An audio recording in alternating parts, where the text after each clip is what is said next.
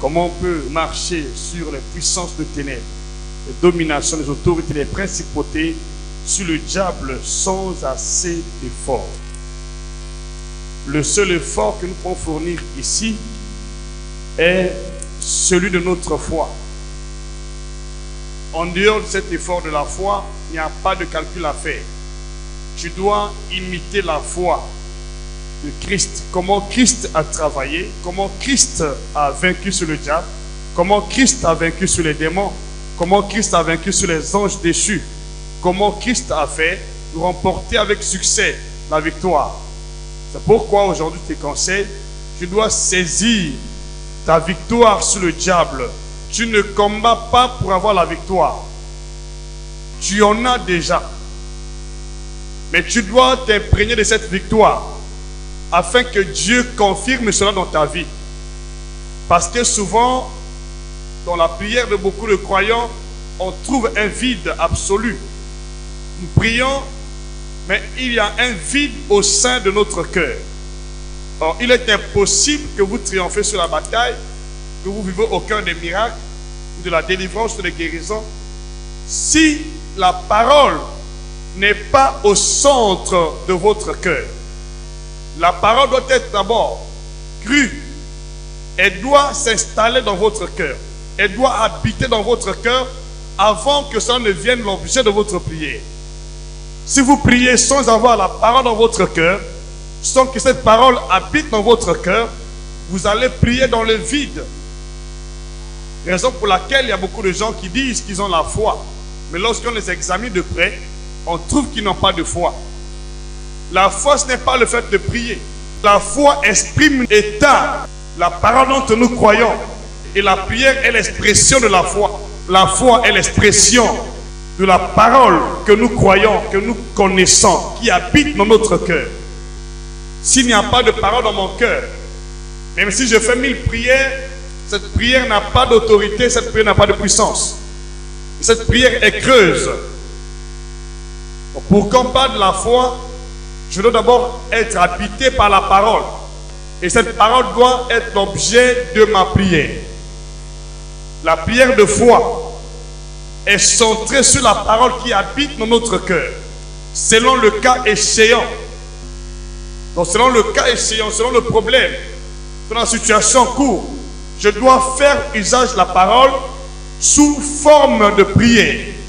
Je m'adresse à Dieu en fonction de la parole qui habite dans mon cœur par rapport à ma situation. Et lorsque je prie, cette parole doit être fraîche. Elle doit être présente dans mon cœur. Si j'oublie cette parole dans mon cœur, je n'ai pas de foi. Pendant que je prie, la parole doit être présente dans mon cœur. Et le but pour lequel je prie est de demander à Dieu de manifester cette parole que je crois dans mon cœur. Je ne prie pas pour autre chose. Donc, avant de prier, je dois d'abord avoir la parole présente dans mon cœur.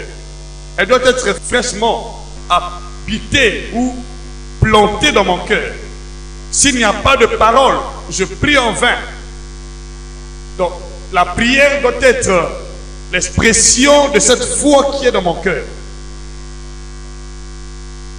Lorsque la prière devient l'expression de la foi de ton cœur, tu ne peux pas marcher sans expérimenter la puissance de Dieu, ni expérimenter la gloire de Dieu, ni expérimenter les miracles, ni expérimenter son intervention dans la vie. Dans tout ce que tu fais, la parole de Dieu doit être au centre. La parole doit être dans ton cœur. Elle doit habiter abondamment. Elle est d'abord dans mon cœur, avant d'être l'expression de ma foi, avant d'être l'expression de ma prière. Elle est dans mon cœur. Parce que l'apôtre Paul dans l'épître aux Romains a dit, si tu crois de tout ton cœur, si tu confesses ta bouche, je crois d'abord dans mon cœur et je confesse ce que je crois. Si tu crois de tout ton cœur le Seigneur Jésus, si tu crois que Dieu l'a ressuscité d'entre les morts, tu parviens à la justice. Mais si tu confesses ta bouche, ce que tu crois là, tu parviens au salut. Donc, je ne dois pas prier sans avoir cru en avance. ce qui sort de ma bouche, c'est ce que je crois. Pendant que je prie, ce qui sort de ma bouche, c'est ce que je crois dans mon cœur. Et je demande à Dieu de manifester cela sous forme de miracle, sous forme de guérison, sous forme de délivrance, sous forme de puissance. C'est ça l'expression de la prière. Donc pendant que je prie, cette parole est là. Je crois que je t'ai guéri. Quand je prie, l'expression de cette parole est dans mon cœur. Bien que je confesse, mon cœur est conscient. Je ne peux pas douter un seul instant de ma guérison parce que mon cœur est conscient que la guérison m'a été déjà accordée. Avant de prier, je crois déjà. C'est une parole qui habite mon cœur. Ce n'est pas une parole imaginaire. Si vous priez sans avoir la parole dans votre cœur, cette foi est creuse et elle ne produit pas de miracle. Il y a beaucoup de gens qui prient, mais qui n'ont pas cru. Ils disent ce qui se trouve du bout de lèvres, mais parce qu'il vient du cœur. Que ce soit les maux que le monde est en train de subir aujourd'hui, que les hommes sont en train de subir dans ce monde, que ce soit le bien, vient d'abord du cœur. Ça part de ton cœur. Si ça se trouve dans ton cœur, quand tu vas prier, cela va se manifester obligatoirement. Mais si ce n'est pas dans ton cœur, même si tu fais des multiples prières, rien ne va se manifester. C'est pourquoi, si tu prétends avoir la victoire ou marcher sur le diable, les puissances de ténèbres, tu dois d'abord connaître ta position d'autorité en Jésus-Christ. Cela doit habiter dans ton cœur. Ce n'est pas juste une prière à faire.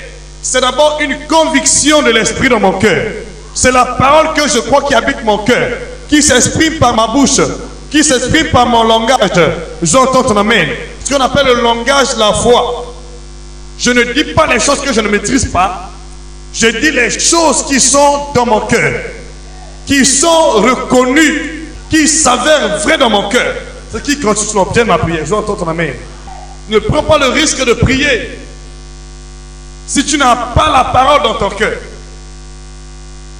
Quand tu pries et que la parole demeure dans ton cœur, vous allez voir que votre prière aura une forte expression divine. Cette prière va causer assez d'impact dans le monde ténèbres. Parce que cette prière n'est pas l'objet de ta réflexion, mais elle sort droit du trône de Dieu. C'est Dieu qui parle par ton canal. C'est Dieu qui agit par ton canal. C'est Dieu qui prie par ton canal. C'est Dieu qui intercède par ton canal. C'est ça l'importance de la prière. Le secret de la foi qui cause les impacts. Quand tu n'as pas de parole, tu n'as pas de foi. Je dois d'abord m'imprégner de la parole de Dieu au sujet de mon problème ou de ma situation. Qu'est-ce que Dieu dit à ce sujet? Tu ne peux pas prétendre combattre le diable avec succès, ni remporter la victoire sur le diable, si tu ne connais pas ce qui convient par rapport à ce que Dieu a dit au sujet du diable. Tu dois connaître ce qui convient par rapport à la parole de Dieu au sujet de notre victoire sur le diable. Qu'est-ce que Dieu dit? Et cette parole doit habiter dans mon cœur. Elle doit être présente dans mon cœur pendant que je prie, pendant que je parle. Et je parle avec certitude. Parce que cette parole ne ment pas. Je la reconnais vraie dans mon cœur. C'est une parole inébranlable. J'entends ton amen. Une parole indiscutable. Une parole irrévocable. Une parole infaillible qui habite mon cœur. Et quand je prie, j'ai l'assurance que Dieu n'est pas un homme pour mentir. Ça va s'accomplir. C'est pourquoi je peux prier longtemps jusqu'à ce que Dieu se manifeste ou engage sa puissance, ou engage son onction. Je peux prier 2 heures, 3 heures, jusqu'à ce que Dieu envoie son intervention. Parce que j'ai l'assurance que la parole que je crois est une vérité. Mais si je prie sans cette confiance, ma prière va s'arrêter en chemin. Je vais prier mais avec le doute dans le cœur. Ce qui fait que nombreux ont prié, mais à la fin de la prière, ils sont toujours harcelés par les esprits impurs. Parce que tu pries avec incertitude. Jésus n'a pas tenté de le faire. Jésus priait en toute confiance. Jésus connaissait qui était-il devant Dieu, devant les hommes, devant les puissances de ténèbres, devant Satan le diable, devant les anges déchus, devant les démons. Il connaissait qui était-il. Il connaissait sa position d'autorité par rapport à Dieu le Père, par rapport au Saint-Esprit, par rapport aux anges, par rapport à Satan, par rapport aux anges déchus, et par rapport aux démons, et par rapport aussi aux hommes. Toutes ces choses étaient claires dans la pensée de Jésus. C'est pourquoi il était impossible qu'il échoue devant les hommes, parce qu'il connaissait les hommes et sa position par rapport aux hommes. Il était impossible qu'il échoue devant les démons, parce qu'il connaissait sa position par rapport aux démons. Il était impossible qu'il échoue devant le diable, parce qu'il connaissait sa position par rapport à Satan. Il était impossible qu'il échoue devant Dieu, parce qu'il connaissait sa position devant Dieu le Père. Donc Jésus était conscient de ce qu'il disait. Si beaucoup de chrétiens butent aujourd'hui, c'est parce qu'ils ne connaissent pas la position qu'ils occupent devant le diable, devant Dieu, devant les démons, devant les hommes, devant les occultistes, devant les magiciens. Vous priez, mais vous ne connaissez pas la position que vous occupez. Oh, il n'y a pas de victoire possible si vous n'occupez pas la position qui vous convient dans la présence de Dieu dans le règne spirituel. Tu dois occuper ta position dans le règne spirituel. Qui es-tu devant Dieu? Qui es-tu devant les anges? Et qui es-tu devant Satan? Qui es-tu devant les démons? Tu dois avoir cette connaissance fraîche dans ta pensée avant de s'engager sur le terrain. Jésus était conscient que le prince de ce monde vient, mais il n'a rien de lui en moi.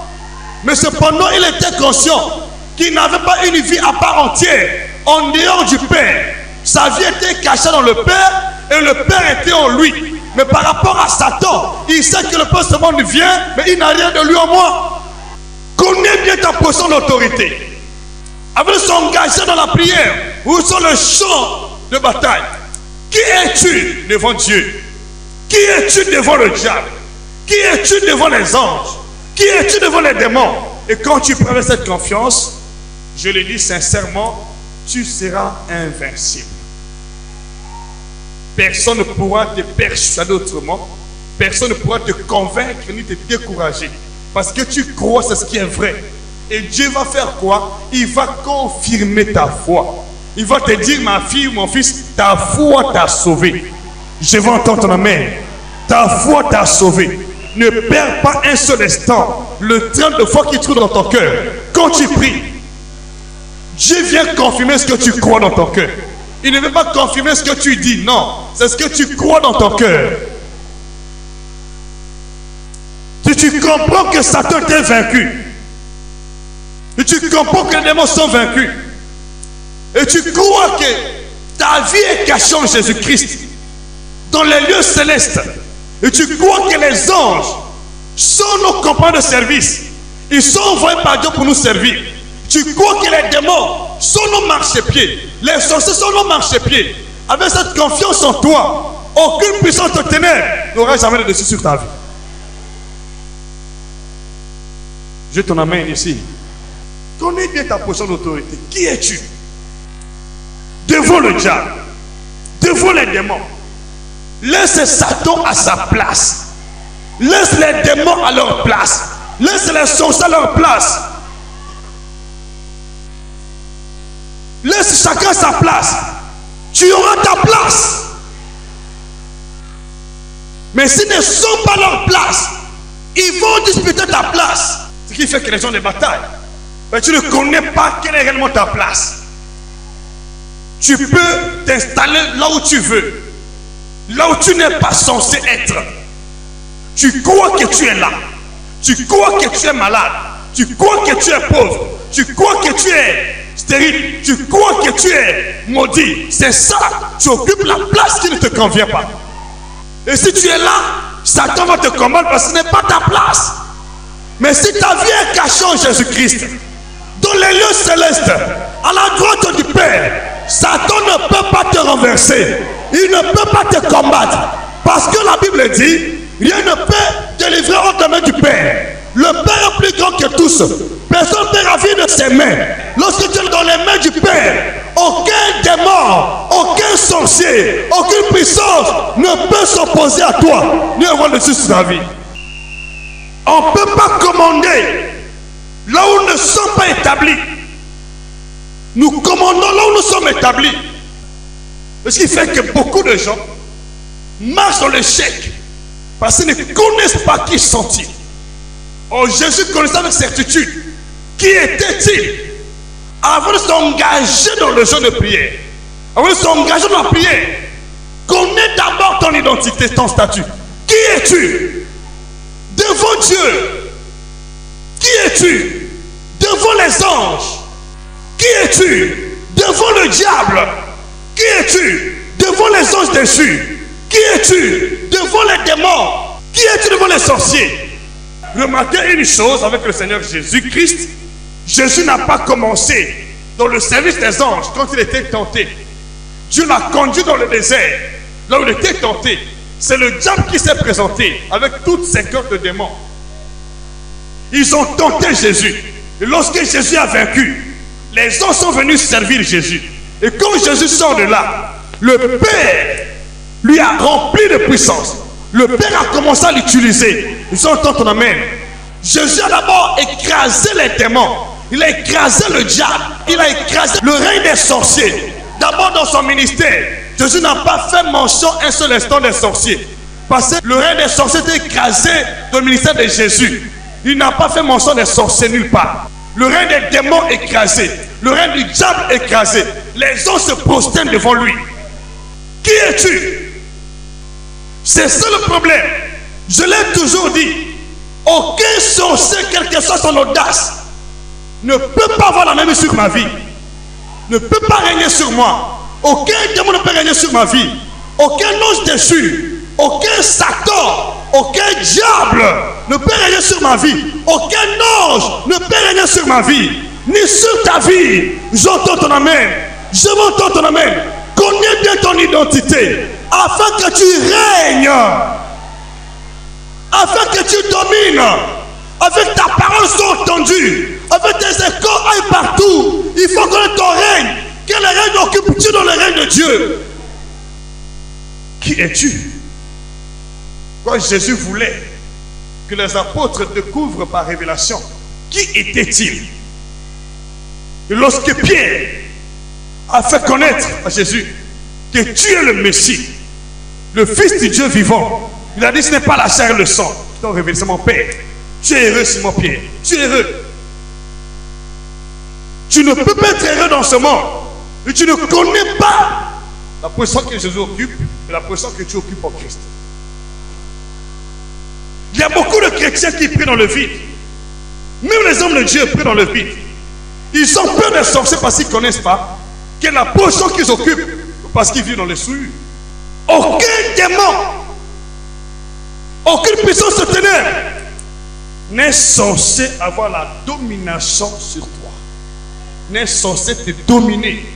Dominer ton mariage, dominer ta santé, dominer tes activités, dominer tes affaires, dominer ta famille, dominer ta ville, dominer l'église. Non, c'est l'ignorance. La Bible dit: mon peuple périt parce qu'il manque la connaissance. Oui, c'est bien vrai. Non, parce que le diable est puissant et le diable n'est pas puissant. Aucune puissance de ténèbres ne pourra vous harceler. Aucun sorcier ne pourra tenir le coup devant vous. Parce que vous allez parler avec impact. Quand vous allez parler, le ciel va obéir. Les démons sur terre vont obéir. La mort va obéir. Les sorciers vont plier bagage. Connais bien qui tu es. Mais dans ton sommeil, tu seras harcelé. J'entends ton amen. Ne sais pas de prier. Mais prie avec foi. Et prier avec foi nécessite la connaissance de ce que nous sommes dans le plan de Dieu et occuper cette position avant de s'engager. L'apôtre Paul dit: je suis ce que je suis par la grâce de Dieu. Paul connaissait qui était-il. Mais il y a beaucoup de chrétiens aujourd'hui qui ne connaissent pas qui sont-ils. Tu pries mais tu ne connais pas qui tu es. Et tu as peur au dedans de toi. Mais alors, qu'est-ce qui va t'arriver par la suite? qu'est-ce qui va t'arriver? C'est ce qu'il y a dans ton cœur. Parce que tu dis. Parce que tu dis. Ce qui est dans ton cœur, ce qui arrive. Ce que tu crains, ce qui va arriver, ce n'est pas ce que tu dis. Ce que tu redoutes, c'est ce qui arrive. Ce n'est pas ce que tu dis. C'est pourquoi avant de prier, tu dois prendre tout ton temps, s'asseoir autour de la parole, la méditer et avoir une confiance totale. C'est en ce moment que tu peux t'engager dans la prière de foi. Si ton cœur est plongé dans l'incertitude, n'essaie pas de passer ton temps.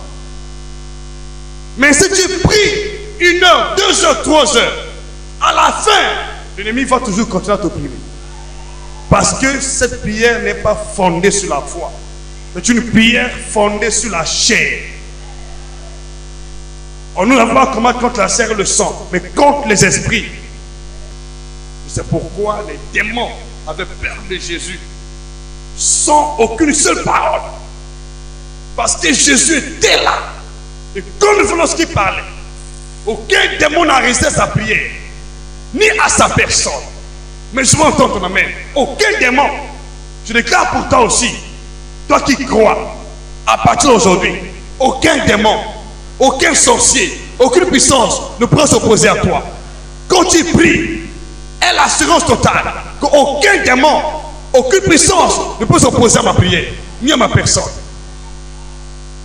Lorsque la position auquel vous occupez reflète le plan de Dieu pour votre vie, même sans parole, les démons vont se soumettre à vous.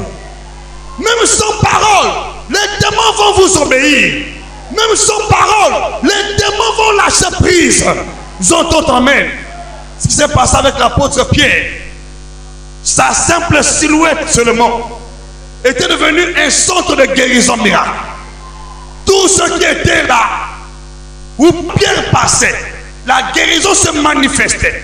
J'entends amen. Mais parce que Pierre était à sa place, il occupait sa place dans la foi. Tu connais sa vérité en tant que chrétien. Tu peux être malade. Impossible d'être malade. Impossible.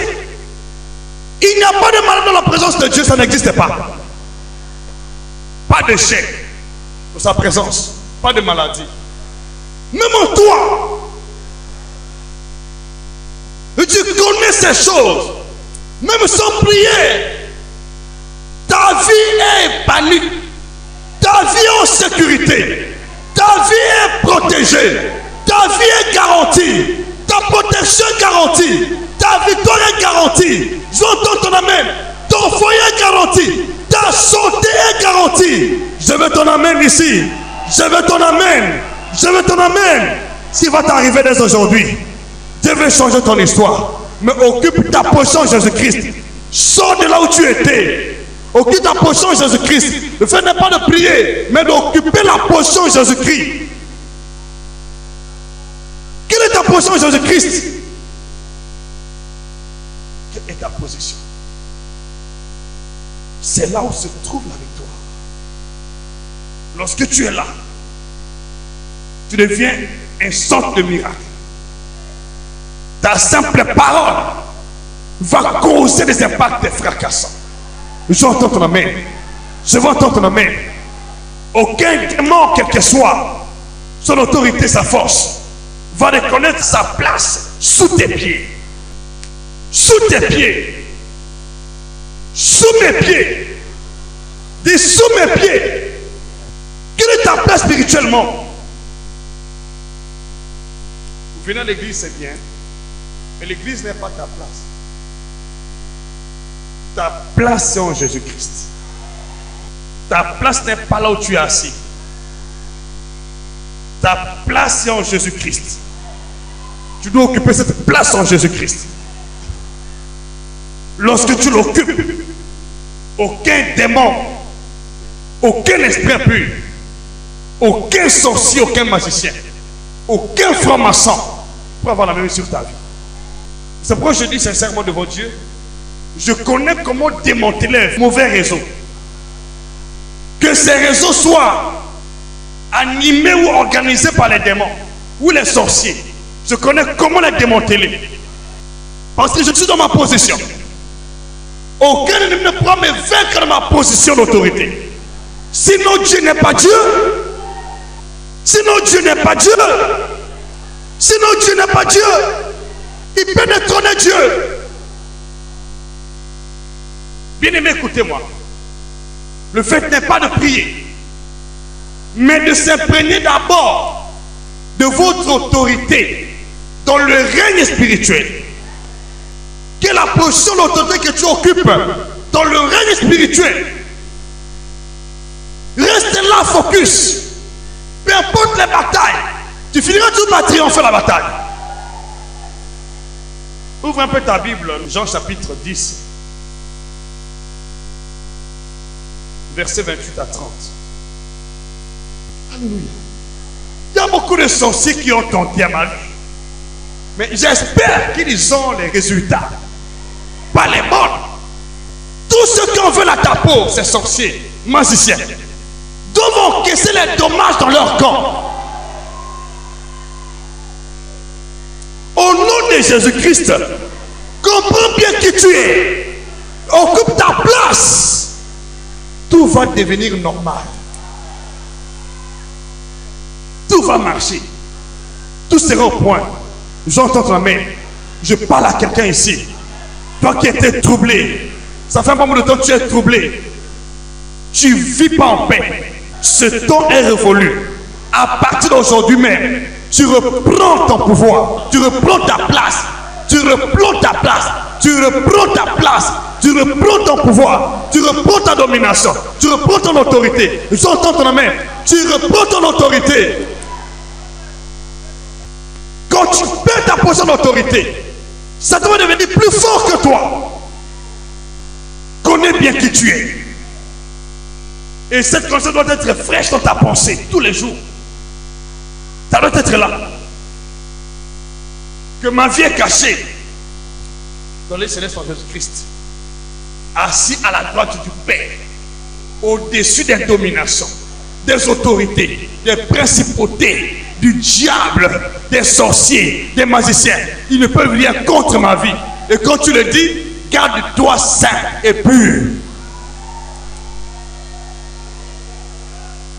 Je t'en amène ici. Le plus grand secret de la victoire dans les batailles est d'abord la position d'autorité que nous occupons dans le règne spirituel. Lorsque Ésaü a vendu son droit de naissance, il a tout perdu. Parce qu'il n'était plus à sa place. Connais bien ta position d'autorité dans le règne spirituel. Où Dieu t'a placé. Où Dieu t'a placé. Où Dieu t'a placé. Et fais extrêmement attention.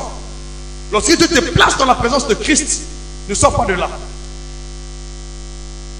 Ne veux pas consulter les charlatans. Il y a beaucoup de gens qui ont perdu l'autorité parce que ils ne sont pas satisfaits de leur place en Christ.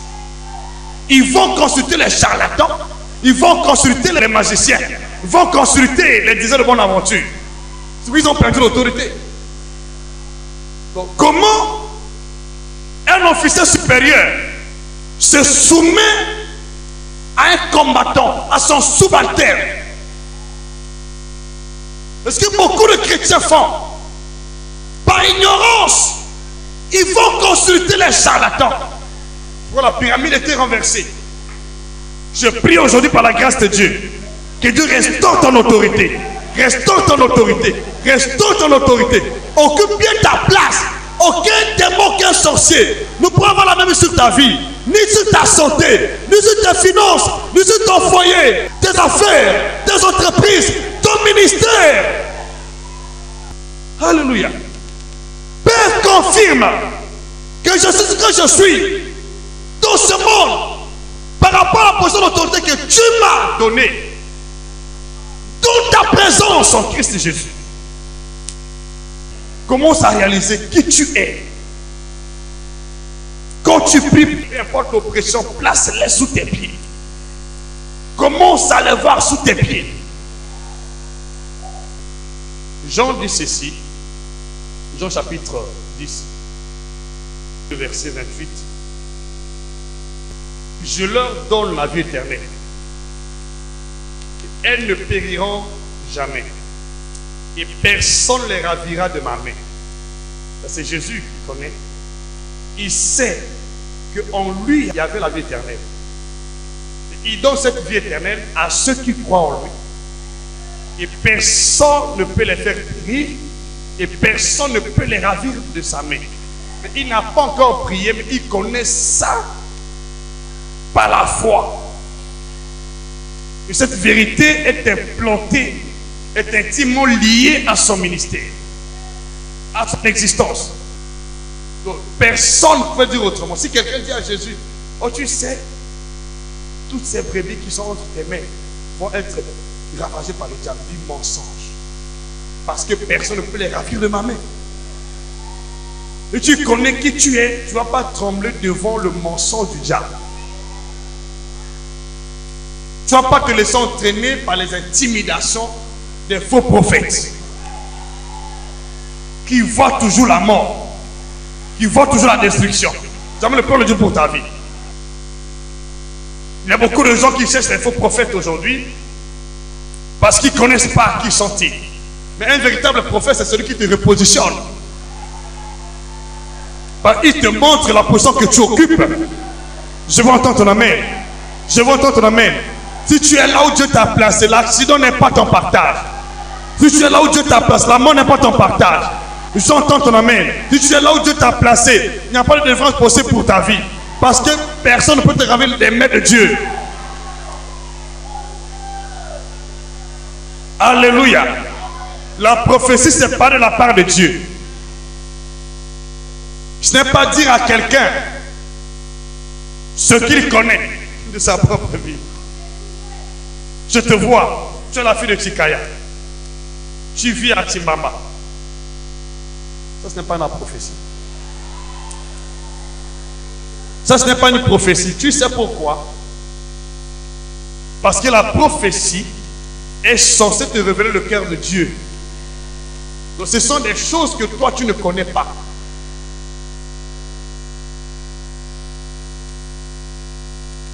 Si la prophétie était ma connaissance, on n'a pas parlé de la révélation de Dieu. Si la prophétie révèle seulement ce que je connais, donc Dieu n'est pas au-delà de ce que je connais. Si sa connaissance n'est pas au-delà de ma connaissance, donc Dieu connaît seulement dans la mesure du possible de ce que je connais.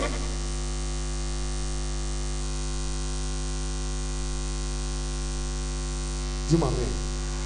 Il y a ces mots que Dieu peut te faire juste un petit rappel, afin que tu saches qu'il te connaît. Mais il va plus te parler de ce qui est au-delà de toi. Parce que ta force n'est pas dans ce que tu connais. Ta force est dans ce que Dieu te révèle.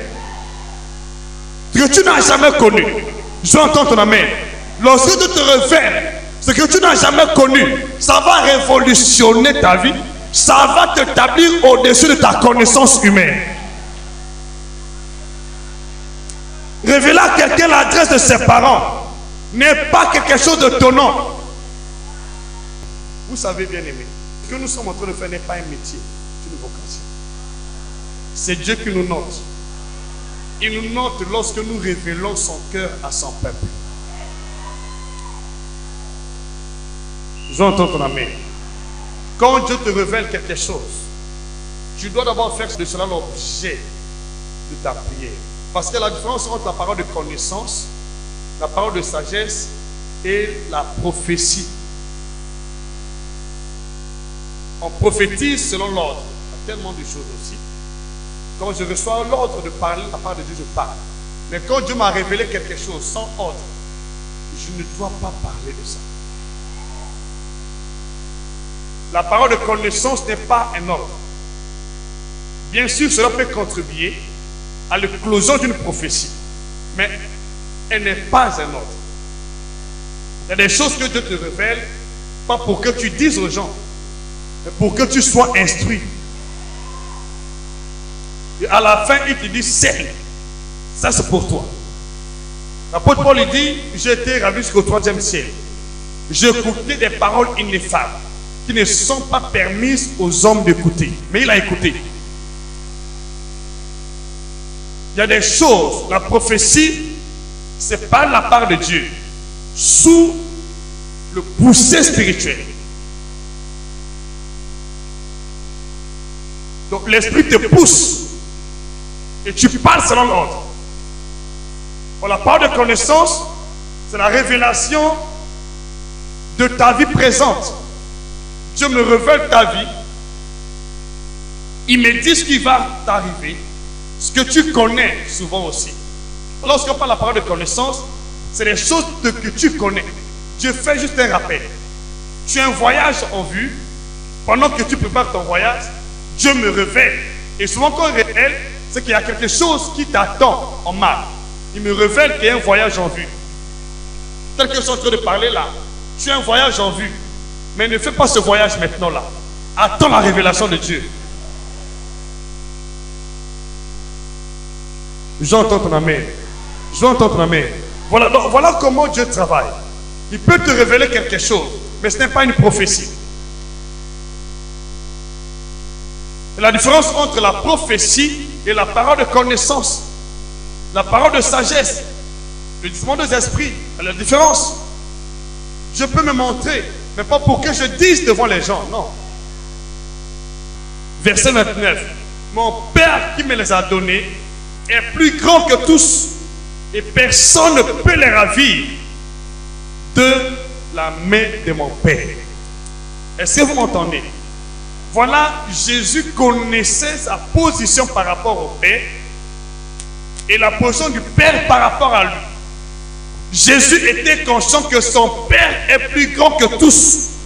Aucun sorcier, aucun démon, aucun ange déchu, aucun Satan ne peut ravir de la main du Père ce qui se trouve à sa disposition.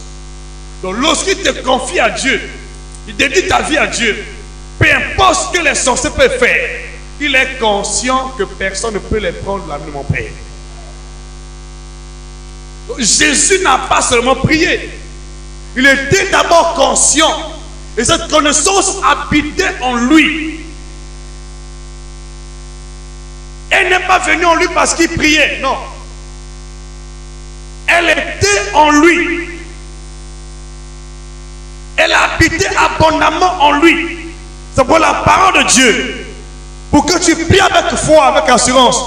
La parole doit habiter en toi abondamment. Et tu dois prier à base de la parole qui est dans ton cœur.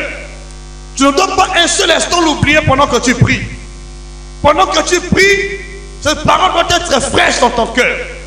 Et tu dois faire cette parole l'objet de ta prière, l'expression de ta prière, l'expression de ta foi. Jusqu'à ce que Dieu la confirme par un miracle, par la puissance ou par un signe, par un prodige. J'entends ton amen.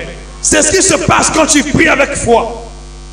Prier avec foi ne signifie pas avoir une confiance personnelle, détacher la parole de Dieu. C'est une confiance qui est totalement fondée sur la parole de Dieu, uniquement sur la parole de Dieu, qui habite ton cœur ou qui est dans ton cœur. Lisez par exemple la prière du roi David dans 2 Samuel chapitre 7, verset 25 à 27. Lisez la prière des apôtres dans Actes chapitre 4, verset 28 à 31. Ils ont prié jusqu'à ce que la puissance de Dieu était descendue. Parce qu'ils étaient sûrs de ce que Dieu avait dit. Cette parole habitait leur cœur. Et quand Jésus, notre Seigneur, priait, il avait toutes les prophéties présentes dans sa pensée. Il priait pour la compréhension de ces prophéties-là. Ils ont entendu la main. Ce ne sont pas des prophéties qu'il oubliait, qu'il ignorait. Pendant qu'il priait, il avait des prophéties dans sa pensée, dans son cœur. Il priait pour l'aboutissement ou l'accomplissement de ses prophéties. Il n'imaginait pas les choses. Jésus connaissait toutes les prophéties possibles annoncées par Dieu à son sujet. Il a fait ces prophéties l'objet de sa prière de foi. J'entends ton amen. J'entends ton amen. Même lorsque ses disciples ne connaissaient pas du tout pourquoi s'était-il attaché aux prophéties, il a pris tout son temps à leur expliquer les prophéties qui le concernaient. Il dit, je suis venu pour accomplir ceci. Quand tu pries, connais qu'est-ce que Dieu veut accomplir par ton canal. Qu'est-ce qu'il dit à ton sujet. Il dit que tu n'es pas stérile. Il dit que tu étais déjà guéri. Ça doit être présent dans ton cœur pendant que tu pries. Tu pries jusqu'à ce que cette parole-là devienne vie et esprit en toi. J'entends ton amen. C'est ce qui a fait la force de Jésus. Il connaissait les prophéties au sujet de la guérison miracle, les prophéties pour la résurrection d'entre les morts, les prophéties pour les miracles, les prophéties pour la victoire sur le diable, les prophéties pour la victoire sur la mort. Il connaissait ces prophéties et il faisait de ces prophéties l'objet de ses prières. Luc chapitre 24, verset 27, Jésus connaissait toutes les prophéties pour son ministère terrestre. Aujourd'hui, quelqu'un prie, tu n'as aucune connaissance. Jésus connaissait sa position par rapport aux malades, par rapport à la mort, par rapport au séjour des morts, par rapport à la pauvreté, par rapport à la misère. Il connaissait. Et quand il priait, il ne pouvait pas douter un seul instant. Comment savoir comme Dieu? Dieu est intimement attaché à sa parole. Au commencement était la parole. Et la parole était avec Dieu. Et la parole était Dieu. Lorsque la parole devient intimement attachée à ton cœur, tout ce que tu vas faire va refléter la gloire de Dieu. J'entends ton amen. Verset 30. Il dit, moi et le Père, nous sommes un. Moi et le Père, nous sommes un.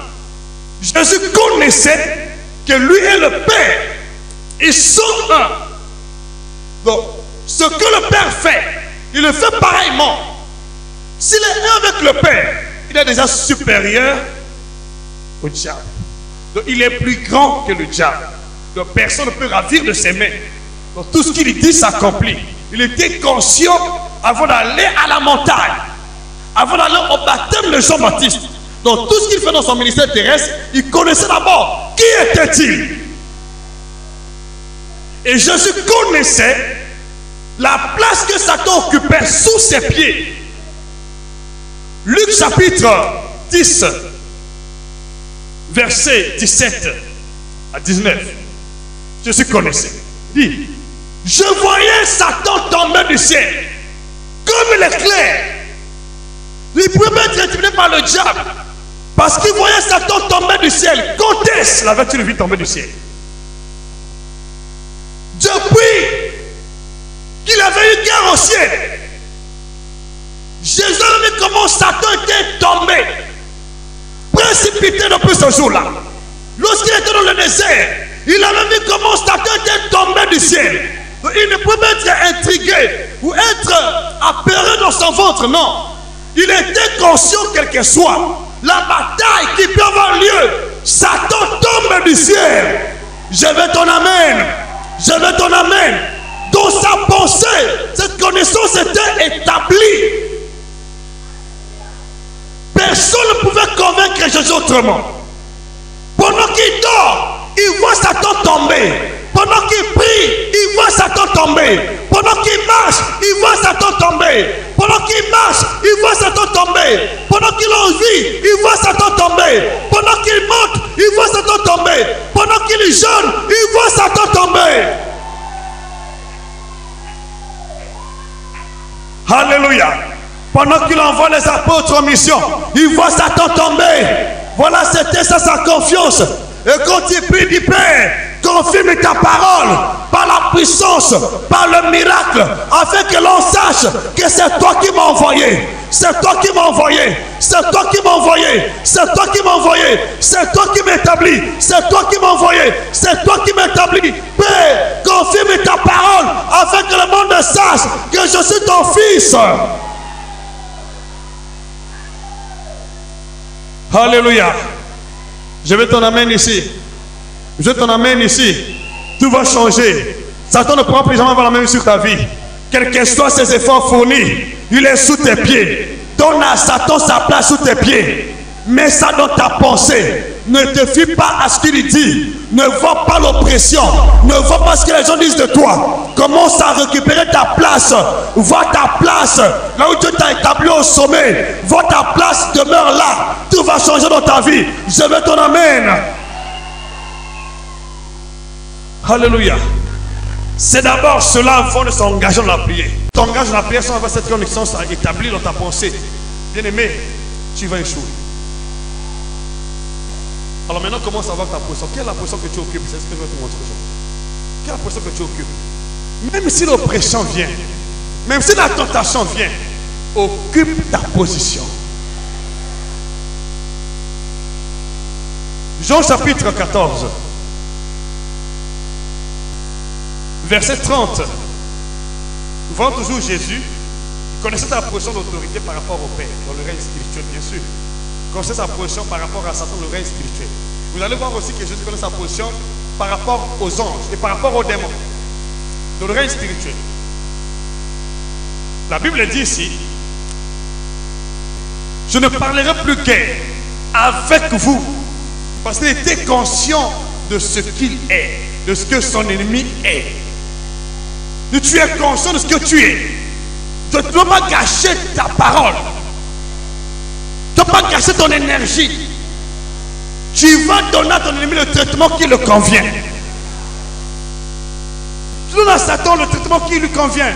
Tu dis, Satan, mets ta place là. Mets-toi à genoux.